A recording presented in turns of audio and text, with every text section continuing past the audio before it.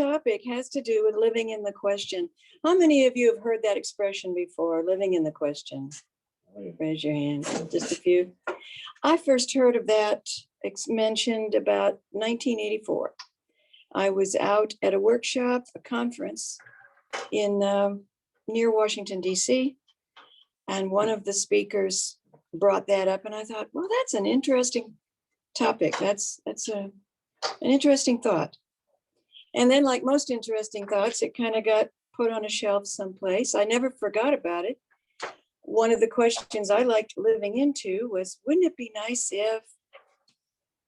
And I remember using that once.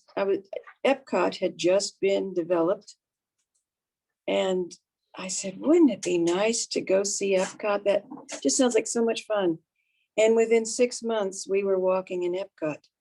It wasn't something we planned from the time I said, wouldn't it be nice if? It's something that evolved and happened quite unexpectedly. So that's a wonderful question to live into. Wouldn't it be nice if? And then don't make anything that says, well, it won't happen because if you do it won't happen because, then of course you completely nullify the effects of the question. But I wanted to talk about questions and answers today. If I were to say, how much is 2 + 2, you would all say 4. And if I were to ask you, what's the temperature today? What would you say? 71? Okay. Very pleasant, yeah. My phone kept saying 63, and I'm going, no, I know it's warmer than that. If I were to say, how far is it to Joplin? What would you say? 90 miles. What would you say? What was the first thing that came into your mind? I'd say like 200 and something. I mean, I'm from 78. You got them started. Dale, you got them started because when I asked that question in my classes for 40 years, they always said about 2 hours. Yeah, hour-wise, but Now, it was maybe 1 out of 20 that would do what Dell did and say 190 miles. I asked for mileage. I asked how far is it, and people thought in terms of time. Now, think about all the assumptions in that answer. What are some of them that you come up with anywhere? 2 hours is one, for sure, what they just did. Assume it's 2 hours, is that what you're saying? Okay, well, when you say, well, if I said how far is the job and you said 2 hours, what would be the assumptions in that answer? That's all it took us to get there? I mean, we've driven 50 miles. That you're driving and that you're going the speed limit. Okay, so there's 2 that you're driving. And where are you driving? On the Expressway, because if you went old Route 66, I guarantee you wouldn't get there in 2 hours. And it's assuming that maybe you took a 10-minute break at the rest stop halfway there, and that you were going the speed limit and not 80 miles an hour, or you would have been there in well under 2 hours.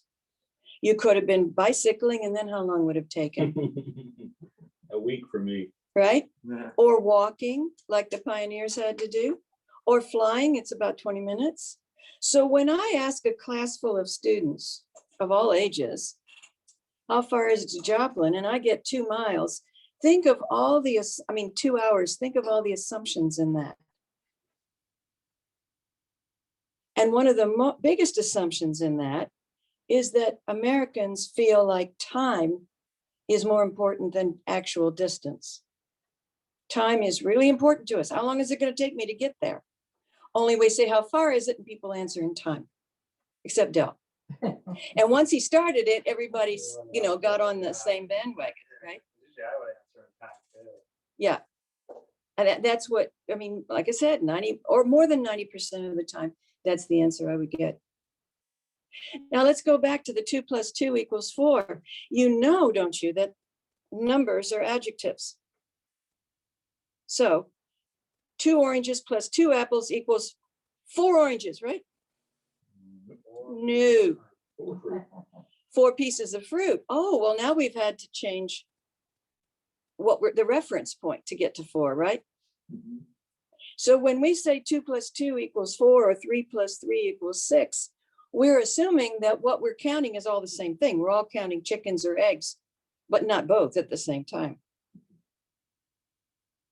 So questions and answers are very problematic because they do produce a lot of different subliminal assumptions. And questions themselves often embody the assumption. If I say, how can I find the cheapest flight to LA? What are the assumptions in that? If there is a cheap flight, Okay, that there is a cheap flight, if there is a flight to LA.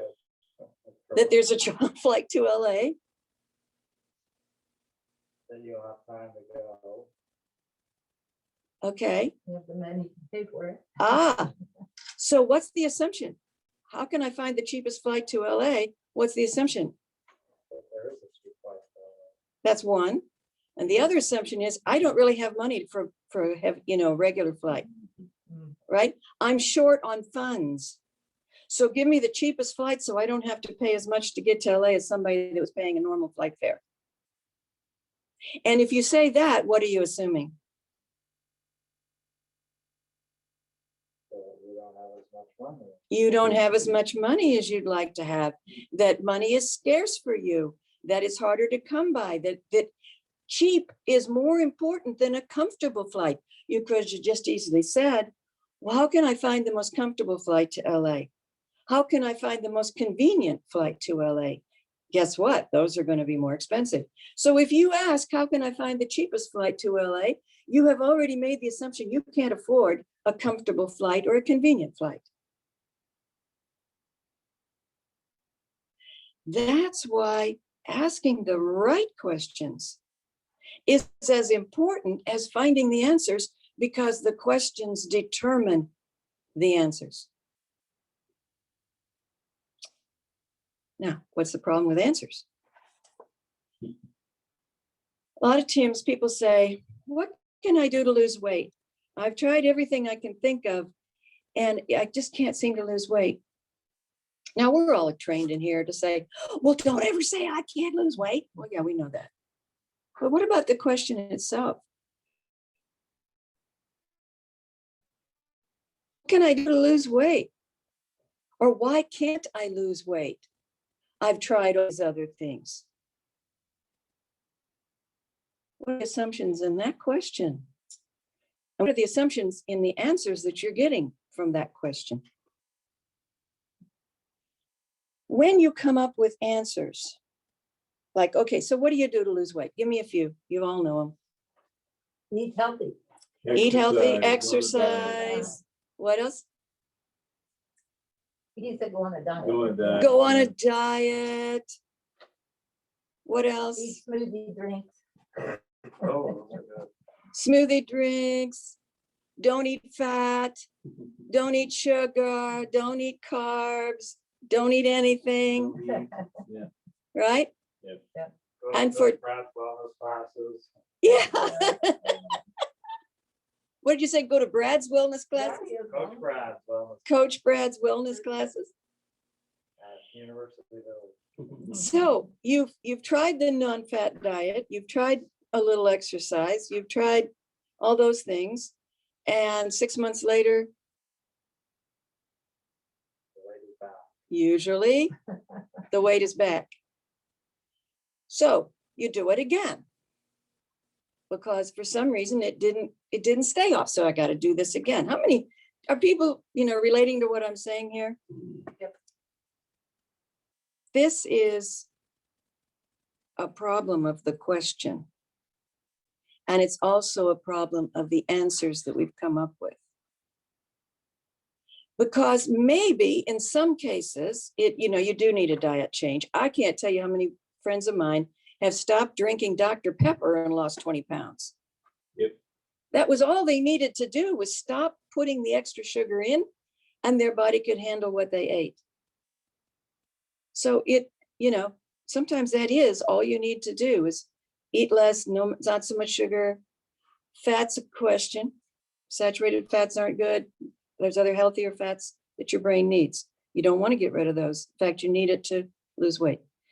So these things, different people have different answers and they make careers out of it. And so every 10 years, we get a new one. What was the South Beach diet? And now we have the paleo diet and we have the keto diet and we had, you know, The natural diet. the natural diet. I would have to say another question that might be more to the point is, why are you holding the weight? What is the weight doing for you? What psychological defense mechanism are you using it for? I have seen friends of mine who were overweight, couldn't lose it, couldn't lose it, couldn't lose it. Found a nice boyfriend, lost it. And they didn't change their diet. Their mind changed. Their self-image changed. They started getting a lot more exercise. They started getting a lot more exercise. At a specific time. So the question keeps you locked into the same answers, and the same answers then becomes a conclusion like, I can't seem to lose weight. I just can't seem to lose weight. I guess I'm getting too old to lose weight. You know, you reach a certain point in life where you just can't lose it. You're not burning fat as fast. Well, we can come up with all kinds of conclusions, right? And then we get stuck in the conclusions. I'm using weight because most of us at some point in our lives have tried to lose weight and gained it all back again. But you can say the same thing about money. Why do I have such a hard time attracting money? Because we're in this work now, so we're going to be attracting it, right? Well, where is it then?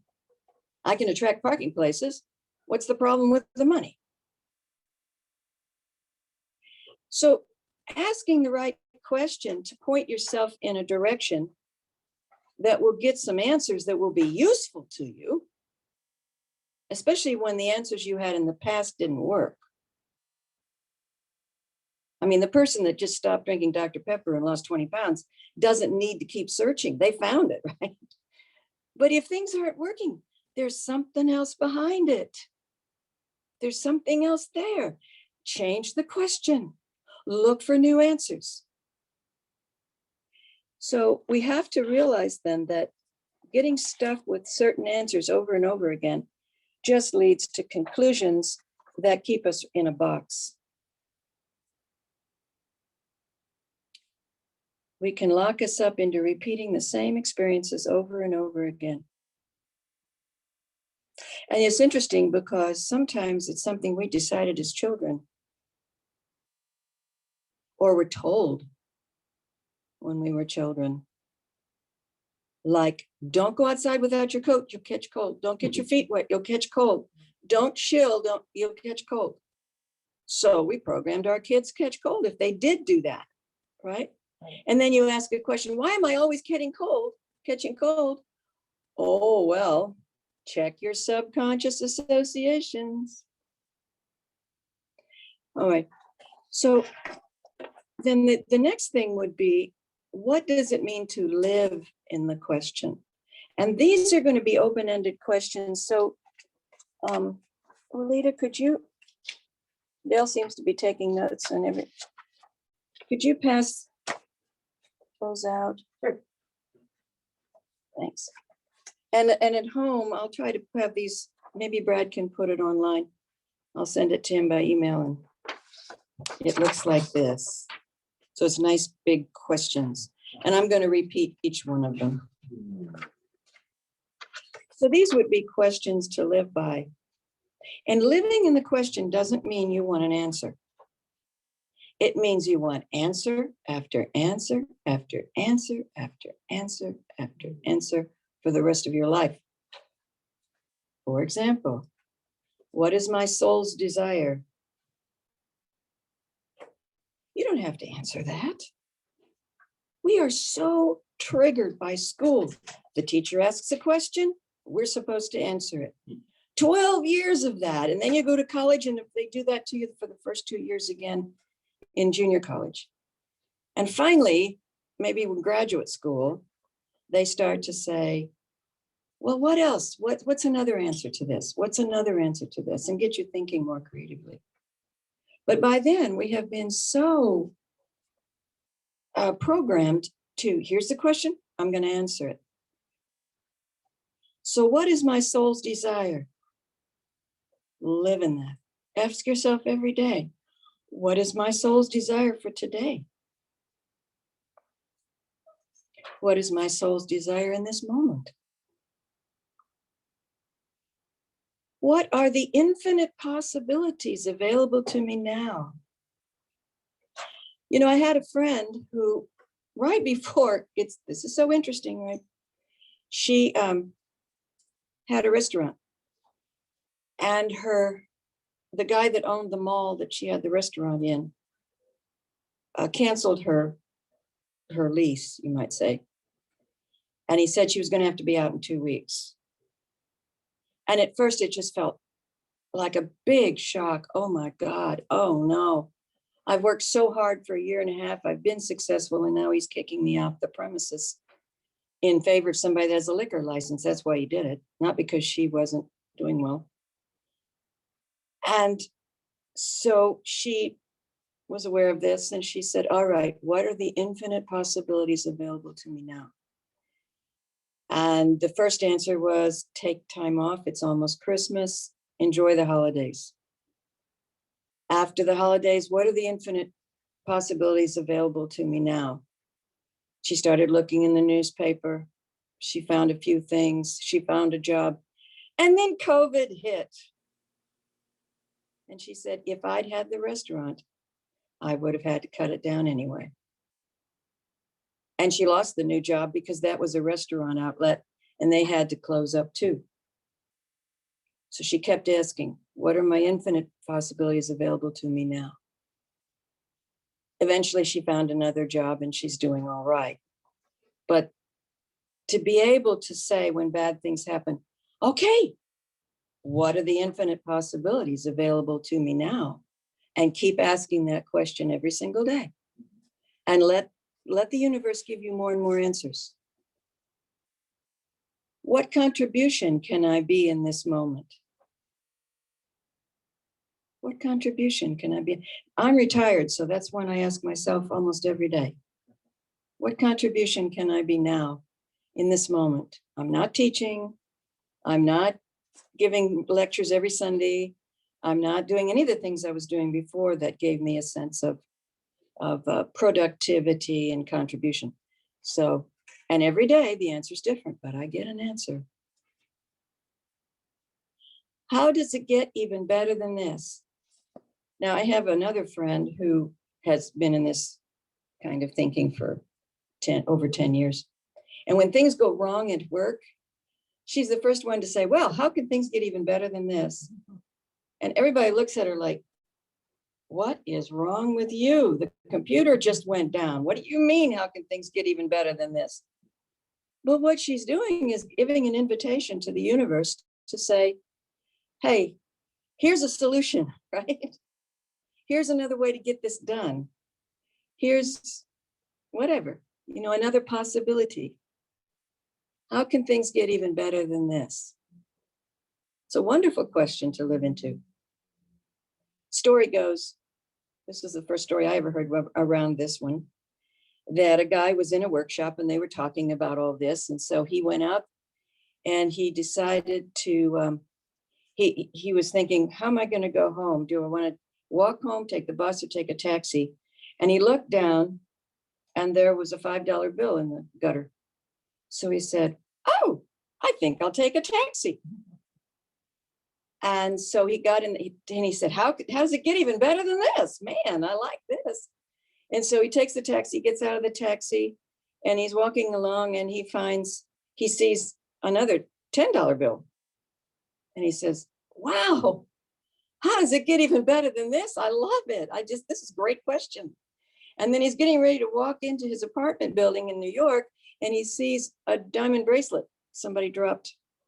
And he says, oh, it can't get any better than this. In that moment, he broke the energy. So you want to keep living in the same question. You don't want to shut it off. Every time I've ever used that to somebody, how does it get even better than this? They'll say it can't. And I go, oh no, wrong answer. Wrong answer. The answer is we're going to find out. Keep the energy flowing. Always keep the energy flowing.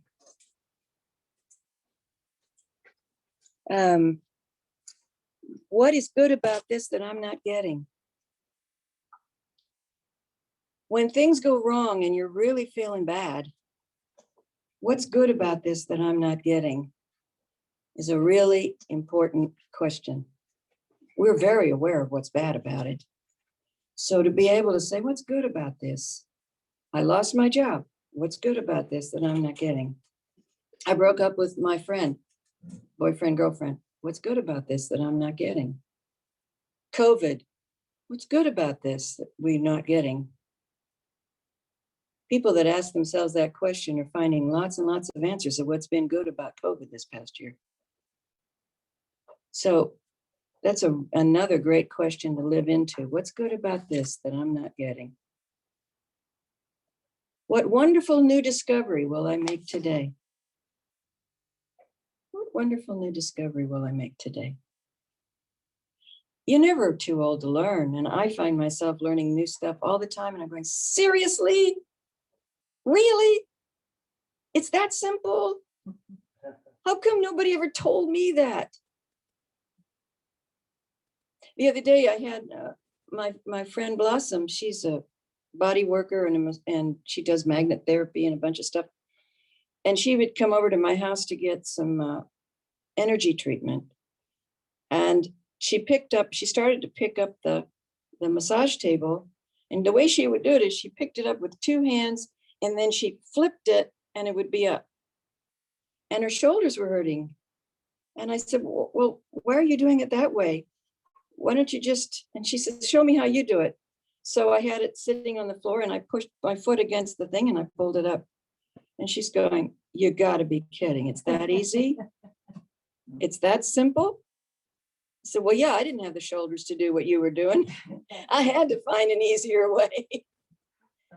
So from now on, she's gonna lift it that way. I mean, and she's much younger than me. I'm glad she's learned it now. But this is what I'm saying. We're never too old to learn. We can always learn something new, but we got to live in that question. What brand new discovery am I going to make today? And it'll make my life easier and simpler and more fulfilling. So any thoughts, any comments, any examples? I love examples of what I'm talking about. Are you gonna speak to him? I am. I'm asking for questions now. Questions and comments? Comments, examples. Do the technical end of it there.